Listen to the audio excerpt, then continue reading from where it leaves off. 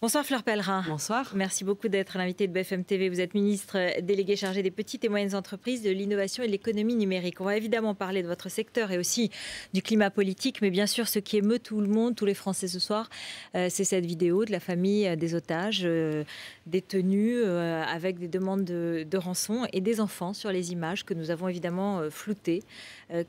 Comment réagissez-vous? Est-ce que vous vous dites ça valait quand même la peine de faire la guerre au Mali lorsqu'on voit ces images?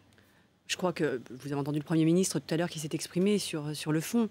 Moi, je suis assez choquée aussi par le procédé, par la mise en ligne de ces images non floutées avec des enfants. Je trouve ça assez odieux.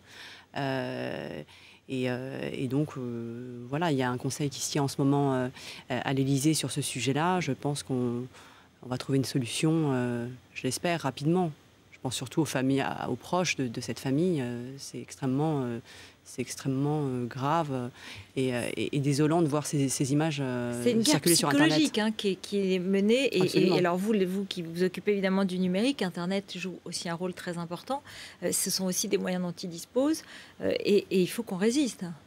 Oui, je crois que ce qui est important, c'est effectivement de ne pas céder à cette nouvelle forme de chantage où finalement sont exposées à la vue de tous ces images qui sont détestables. Donc je pense qu'il faut vraiment être ferme tout en essayant de trouver des solutions, bien entendu, ce qui est actuellement le cas dans le cadre de cette réunion qui a lieu à l'Élysée sous l'égide du président de la République. Beaucoup de mauvaises nouvelles quand même. Cette guerre, elle était facile, elle devient difficile. Et puis la situation intérieure, elle a toujours été difficile, mais elle devient de plus en plus, puisque mauvais chiffre pour la croissance, mauvais chiffre pour le déficit, mauvais chiffre pour le chômage, qu'on attend demain, sans doute les pires. Et puis, annonce ce matin par Jérôme Cahuzac qu'il va y avoir de nouveaux impôts. On a l'impression que tout ce que nous avait promis François Hollande en arrivant, eh bien, c'est le contraire. Il fait marche arrière dans tous les domaines. Non, alors je crois qu'il ne faut pas déformer ce qu'a dit Jérôme Cahuzac, et puis Pierre Moscovici s'est exprimé également à la suite de cela dans la journée. Jérôme Cahuzac a parlé d'une moindre recette fiscale, mais nous avons une situation aujourd'hui qui est effectivement une situation économique difficile, qui est plutôt meilleure néanmoins en France que ce qu'elle sera dans la zone euro d'après les prévisions. Et je pense que ce qui est important, c'est que nous essayons de faire en sorte de nous redonner des perspectives de croissance, même si nous gardons la ligne qui est celle d'avoir une gestion des finances publiques responsable, une gestion responsable, ce qui n'a pas été le cas pendant les 10 années qui précèdent. Et c'est un peu ce que nous payons aujourd'hui. Nous avons bien sûr une situation économique dégradée, mais aussi une gestion des finances publiques qui a été extrêmement mauvaise et qui fait qu'aujourd'hui, nous sommes contraints à cet effort de rigueur. Concrètement, aujourd'hui, Jérôme Cahuzac nous a dit on vous avait dit qu'il n'y aurait pas plus d'impôts, que ça y est, ce serait fini, qu'il y aura des nouveaux impôts, mais il n'y en aurait pas plus. Ben maintenant, on sait qu'il faut trouver 6 milliards, donc il y aura de nouveaux impôts et qui toucheront peut-être les classes moyennes. Aujourd'hui, je crois qu'il est un peu trop tôt pour parler de chiffres, puisque tous ces chiffres-là seront dans le PLF, dans le projet de loi de finances pour 2014. Donc aujourd'hui, c'est un peu tôt pour dire si les prévisions de croissance pour 2014 seront validées ou pas par les faits, dans les faits. Donc il est encore un peu tôt pour prévoir quel sera le montant de rentrée fiscale de 2014. Mais ce qui est important, je crois que c'est ce que le gouvernement a dit, c'est que nous veillerons à ne pas alourdir la fiscalité, et donc les efforts supplémentaires qui seront éventuellement rendus nécessaires, nous les ferons par une baisse de la dépense publique. C'est ce qu'a dit le ministre de l'économie et des finances ce matin. Mais vous y croyez sincèrement? Vous avez le sentiment que oui, tout parce y que est fait? Oui, par exemple, nous avons engagé des réformes structurelles d'une ampleur qui n'avait jamais été vue jusqu'à présent. Sur la dépense publique, sur la modernisation des administrations publiques et donc la baisse, l'effort que nous faisons en termes de dépenses publiques, les efforts sont considérables, n'en déplaise à la droite, qui dit le contraire, mais qui n'a jamais rien fait précédemment.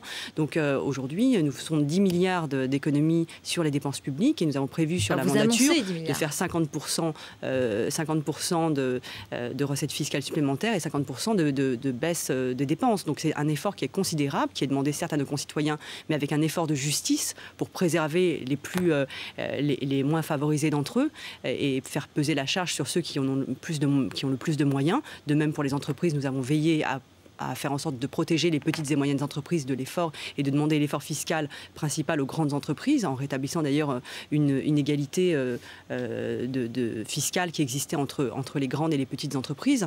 Donc voilà, nous avons une responsabilité. Ce soir, il n'y aura pas de nouveaux impôts, ou oui, il y a un risque qu'il y ait de nouveaux impôts? Ce que nous disons aujourd'hui, c'est que s'il y a des efforts supplémentaires à faire parce que nous sommes engagés à respecter une trajectoire budgétaire pour rétablir l'équilibre des finances publiques à la fin du mandat, eh bien, nous ferons en sorte de diminuer la dépense publique plutôt que de créer de nouvelles taxes. Et vous dites en plus que vous essayez de relancer, parce que le discours de François Hollande, c'est il faut faire des économies et il faut relancer aussi, sinon l'austérité pure, eh bien, ça nous mène à la récession. On la cherche, la relance, on a un peu de mal. Vous nous dites oui, moi je la fais avec le numérique et notamment avec l'équipement en très haut débit de toute la France. Mais ça, c'est beaucoup d'argent encore. Il y a deux choses. Je pense que ce qui est très important aussi, c'est que le président de la République a quand même, au sein de l'Union européenne, s'est efforcé de promouvoir un discours de croissance, d'investissement, et donc a fait en sorte de mettre cette question de la croissance au centre des discussions avec nos partenaires européens. Et donc ça, c'est quelque chose qu'il faut souligner, qu'on dit assez peu, mais qui est quand même important, même si le budget européen est ce qu'il est. Ah, juste contredisent cela. Non, n'a pas contredit celui. Il y a des investissements d'avenir qui sont prévus et donc ces investissements ont été maintenus ou en tout cas seront engagés parce que la France notamment a beaucoup assisté pour que ces investissements soient maintenus. Et sur le plan national, nous avons eu un séminaire sur les investissements d'avenir la semaine dernière dans lequel nous avons décidé de priorité. Je crois qu'aujourd'hui l'importance c'est de ne pas sacrifier des investissements d'avenir et le président de la République et le Premier ministre ont annoncé quels seraient les secteurs dans lesquels ces investissements prioritaires seraient faits. Aujourd'hui, il n'est plus question de saupoudrer, nous n'en avons plus les moyens, vous avez raison, et donc il faut déterminer quels sont les secteurs prioritaires d'investissement. Et un des secteurs prioritaires d'investissement, comme l'a dit le Premier ministre et comme l'a dit également le Président de la République, ce sont les infrastructures numériques, le très haut débit, fixe et mobile, et je crois que nous sommes engagés à travers le plan national pour le déploiement du très haut débit, qui était un engagement de campagne du Président de la République, et que nous mettrons en œuvre à partir de maintenant. Nous nous sommes engagés à engager ce chantier. On aura l'argent. On aura l'argent, le plan est financé. Il est financé par le public et par le privé. Il est financé par le public et par le privé. Il y a des zones qui sont très rentables dans lesquelles les opérateurs ont un intérêt à investir et donc ils vont le faire. Et il y a des zones où l'investissement n'est pas immédiatement rentable ou n'est pas rentable parce qu'il y a des zones de montagne dans lesquelles c'est extrêmement cher de déployer la fibre et donc il y aura du co-investissement public-privé et l'État va évidemment subventionner les investissements dans les zones où c'est très très peu rentable pour qu'il y ait une égalité qui soit respectée pour nos concitoyens dans l'accès à ces infrastructures qui sont extrêmement importantes pour l'attractivité de notre territoire, pour l'économie, pour l'accès à des services aussi essentiels. Évidemment, ça sera un atout dans la compétitivité de la France, d'être équipé en très haut débit. Je sais que vous êtes chargé d'une mission internationale. Vous allez aller en Australie, vous allez aller dans d'autres pays pour plaider et expliquer que la France est une nation compétitive. Mais vous avez vu après les déclarations du PDG de Titan, qui étaient certes excessives. Oui, un petit peu. Évidemment. Mais enfin, est-ce que ça va être une mission quasi impossible pour vous d'aller expliquer que la France est une terre d'accueil, alors qu'un certain nombre de jeunes veulent partir, qu'un certain nombre de créateurs d'entreprises veulent partir? Oui, mais il y en a beaucoup qui s'installent aussi, qui restent. Vous savez, il y a 20 000 entreprises étrangères qui sont installées en France et qui ont fait ce choix. Pourquoi? Pas seulement parce qu'il y en a des nouvelles qui arrivent. Bien sûr, il y a des flux d'investissement et notre objectif, c'est effectivement de faire en sorte que ce flux s'accroisse. Pourquoi? Parce que les entreprises, on a des études qualitatives qui sont très intéressantes, mettent en avant le fait que justement des infrastructures telles que celles du très haut débit sont des éléments absolument critiques pour des investisseurs ou pour des entrepreneurs et que la qualité de nos infrastructures de transport, numériques, que la qualité de nos formations, la qualité de nos ingénieurs, la qualité de notre même de l'environnement en termes de qualité de vie, etc., sont des éléments qui sont extrêmement importants pour une décision d'investissement ou d'implantation. Alors après, nous travaillons, et je le fais dans le cadre des assises de l'entrepreneuriat que j'ai lancées il y a quelques semaines. Il y a évidemment sans doute un peu de travail à faire pour améliorer la relation que nous avons avec l'entrepreneuriat de manière générale en France, qui est culturelle, qui est économique, qui est juridique.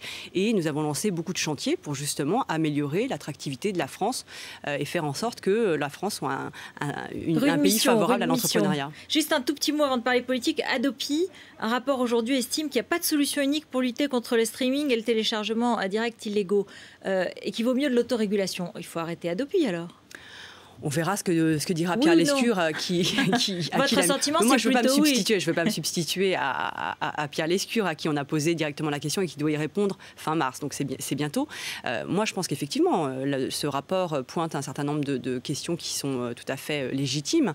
À savoir que j'ai toujours milité pour le développement de l'offre légale et le soutien au développement de l'offre légale, c'est-à-dire faire en sorte que les plateformes comme Deezer, Spotify, Busy, Qobuz, etc., qui sont pour la plupart françaises d'ailleurs, puissent être encouragées à développer une offre attractive, à un prix attractif pour toutes sortes de publics. Et je pense que ce type de plateforme, dès lors qu'elles plaisent aux utilisateurs, sont le meilleur rempart contre le téléchargement illégal. Nicolas Sarkozy, tu ne le verras plus.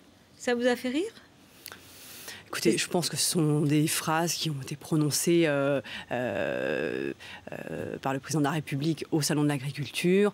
Oui, moi, ça m'a fait un peu rire. Je pense que ce n'est pas une affaire d'État. Et que le buzz qui est fait autour de cette phrase-là montre la vacuité un peu des arguments de l'autre côté. Nathalie Kosciusko-Morizet a dit François Hollande est obsédé par Nicolas Sarkozy. Je crois que c'est elle qui est obsédée par François Hollande ou par la mairie de Paris en ce moment, mais c'est certainement pas le cas. Non. Et Vincent Peillon qui nous parle des vacances d'été, puis du changement de rythme. Est-ce qu'il a gaffé ou il y est allé trop vite? Est-ce qu'il n'y a pas une impression globale de cafouillage permanent dans ce gouvernement? Non, je ne suis pas d'accord. Je crois que Vincent Peillon est en charge d'une grande réforme des rythmes scolaires et je crois que c'est naturel de poser ces questions-là au moment où on engage cette réflexion et cette réforme des rythmes scolaires. C'est un ensemble, ça va ensemble. Merci beaucoup Fleur Pellerin d'être venue sur le plateau de BFM TV. Restez avec nous dans un instant. Le journal de Rachid Embarki, on fait évidemment le point sur cette vidéo de la famille d'otages. On en parle aussi avec Jacques Séguéla, le publicitaire, et Luc Ferry, le philosophe. À tout de suite.